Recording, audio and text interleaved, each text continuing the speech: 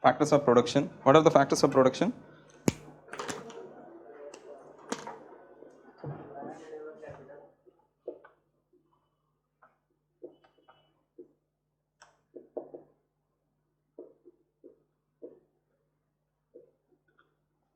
Land, labor, capital.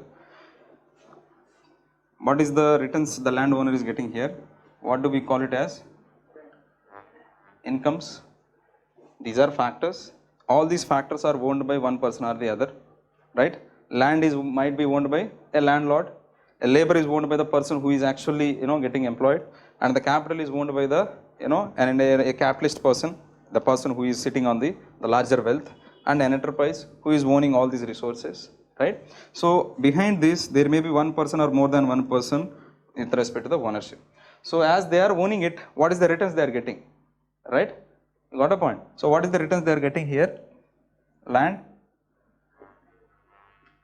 labor, capital. Here I am not going into the physical capital, human capital and all these things, okay? The capital, okay? The enterprise,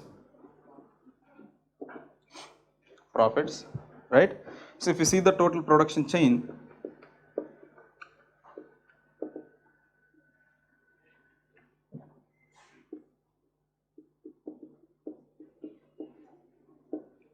raw materials, right, is being finally converted into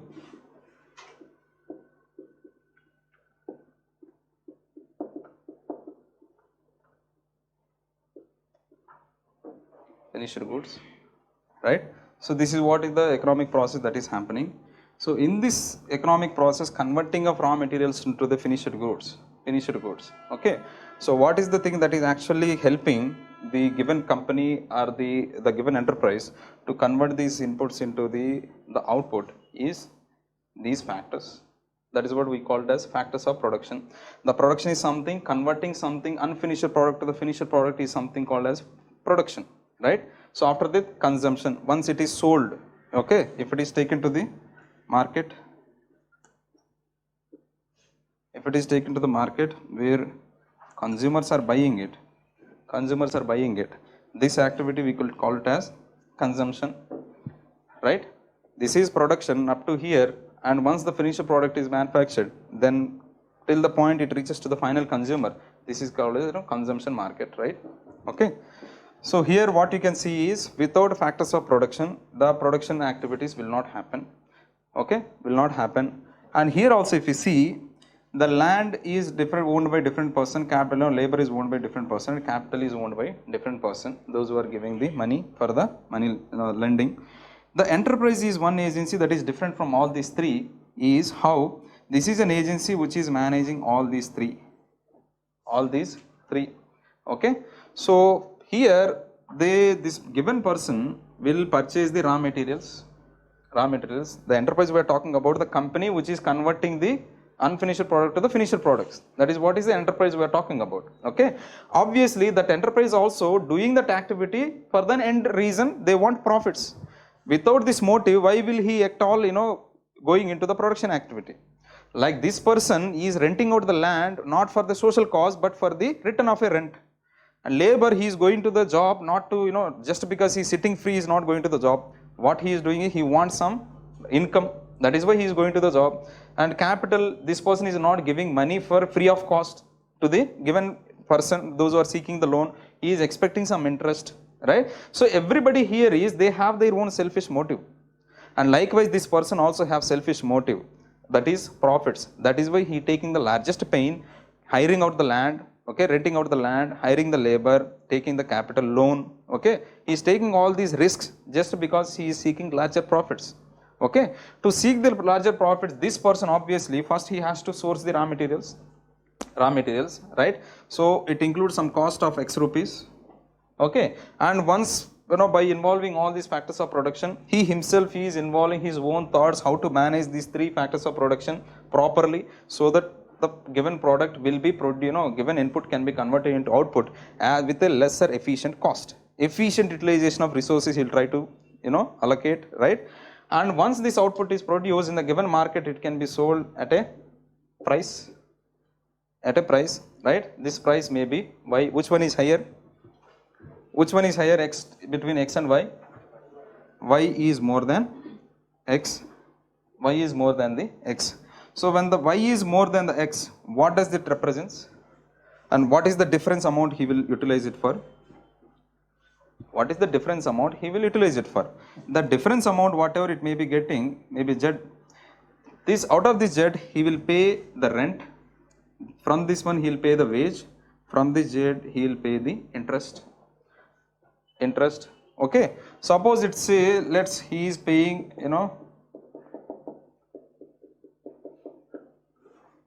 this much of the money out of this z. Okay. And if you add all these things, you will get a new variable, let's say a. Okay. And obviously, which one is higher? Z is higher or A is higher? For any enterprise, let's think about profitable company. Okay, not loss making company. For that profitable company, whether Z is higher or A is higher? Z is higher. So then Z is higher, Z minus A is equal to what? The profit. So this is what he is actually taking all this risk and this doing his job. Okay, you got a point. He is actually aiming for the profits, but to get these profits, first he has to invest on the inputs and he has to hire these factors and he has to make them work and then put to work and then convert to the given output. Once he sell in the market, just because of the production, he will not get any returns.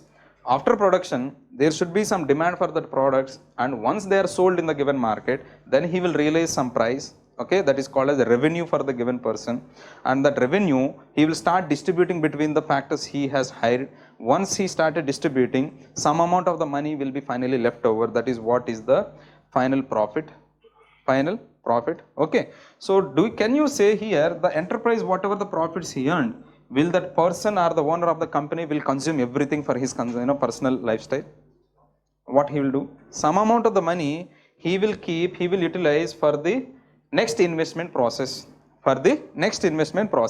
So out of this total profits, not the total profit he will consume, only some part of the profits he will utilize for his own consumption. Remaining part he will invest in the given company. Okay, so the part of share, whatever he is investing, that is generally called as gross investment.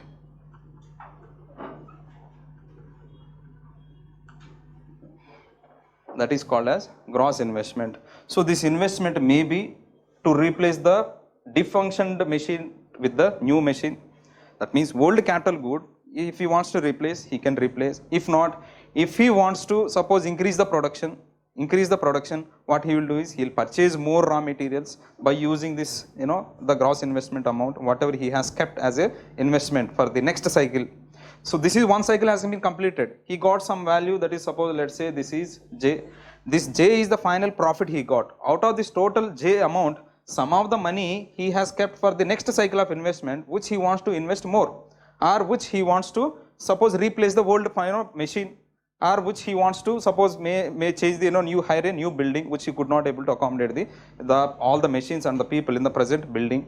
You got a point. So some of the money he will keep for the investment purpose out of the total profit. That is called as gross investment. This gross investment, what we are talking about, is generally these people do invest in the capital goods, right, or the creation of any other asset.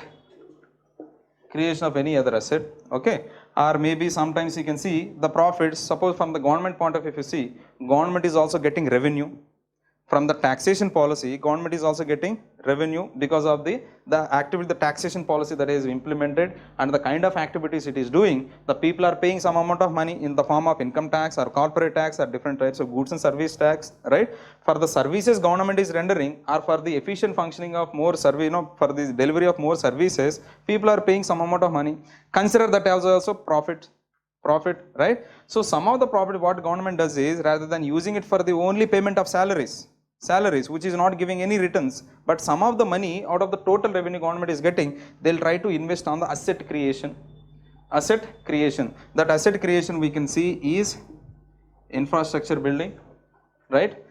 Roads, railways, okay? You can see all that infrastructure what we talked about in the previous classes. In the all the infrastructure creation, if the government is investing, that is also called as gross investment. Gross investment. So the gross investment means the amount that has been invested by different economic agents for the creation of any asset. It can be capital good. Asset is something which you can get returns regularly, recurringly, or maybe at a later date. Anything by owning that given asset, if you could able to get more returns in the future, that is can be simply called as an asset. Owning up a land is an asset because you are expecting some higher returns in the future, right? So likewise, capital goods, he is buying the given capital good for the more utilization so that he could able to maximize the production and he could able to raise the more revenue by selling more products,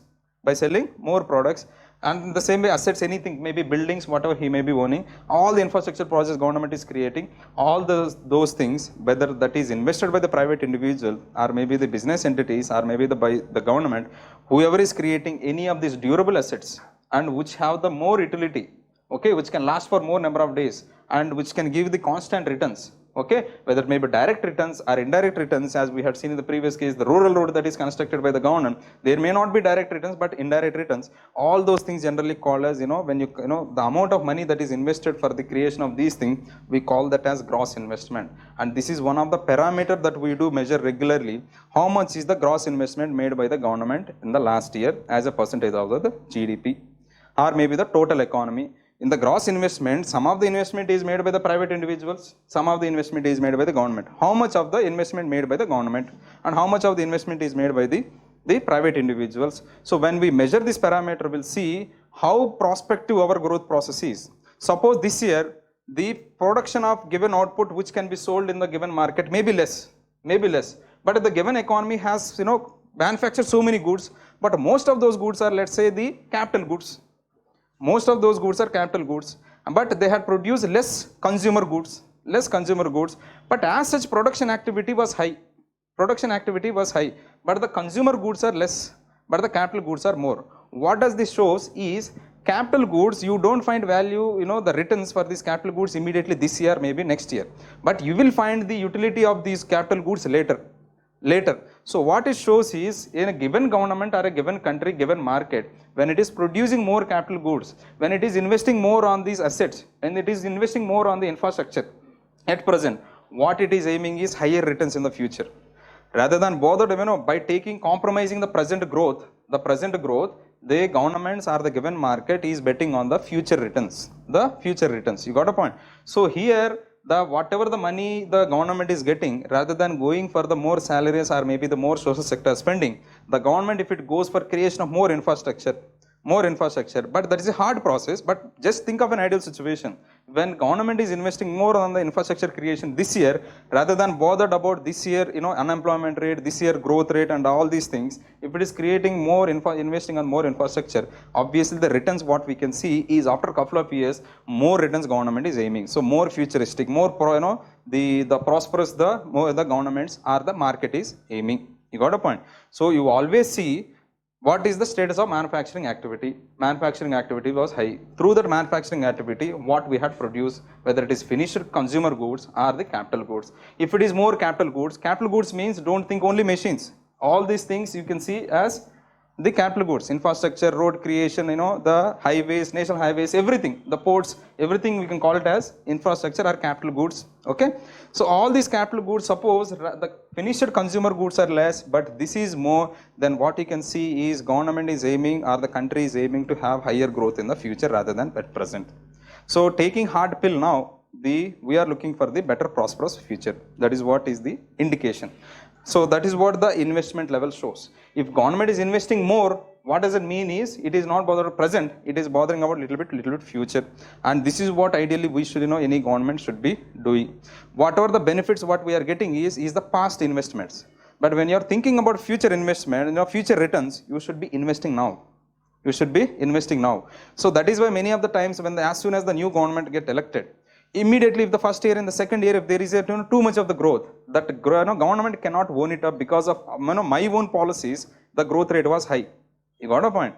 The given government in the initial 2 years or 3 years, if they could able to project more amount of growth, it is because of the policies followed by the previous government. It is because of the investment made by the previous government. The returns that we are getting at a later date, by then government changed, now the ownership has also changed. Because of me, the assets value is increasing. Same thing happened in 2004. Because of the policy that is followed by the first NDA government under Mr. Vajpayee, the UPA government could able to see a tremendous growth from 2007 to 2012. But we cannot say completely only because of the NDA government policies, but some of the policies that had followed at the time is the returns what we had seen is after 5 years the new government has elected. Okay, the same thing even now also, the present government as soon as it get elected, in 2013 there was a crisis, economy was in the slump. But 14, 15, 16, we can see there is a tremendous growth in the economy. But after that, again started decelerating. So what we can see is before the corona lockdown also, the growth rate was 4% to 4 to 5 in between. But this is one of the least growth what we had seen in post 1991 reforms. So what we can see is this economy, this government, what it is doing is it is making investment. Because of that, initially there was no success. Maybe in the future we may see a little bit success with respect to the investment the governments are making. So always see this, what is the gross investment in the economy. Okay.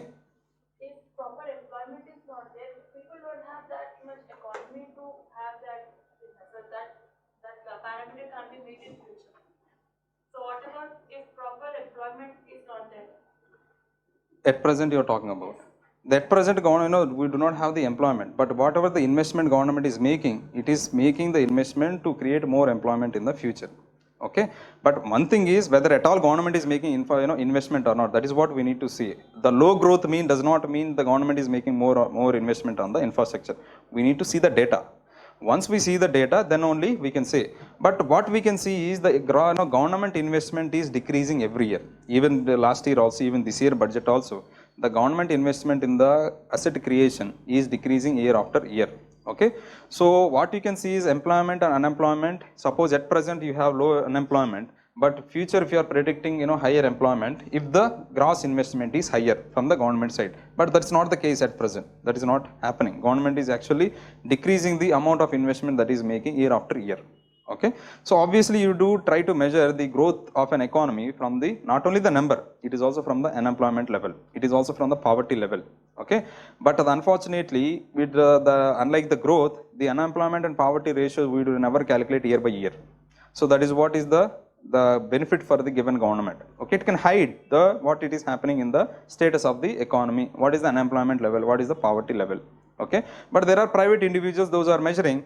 If the private individuals are measuring, obviously government will never accept it as a legitimate numbers, right? So nobody can argue with the government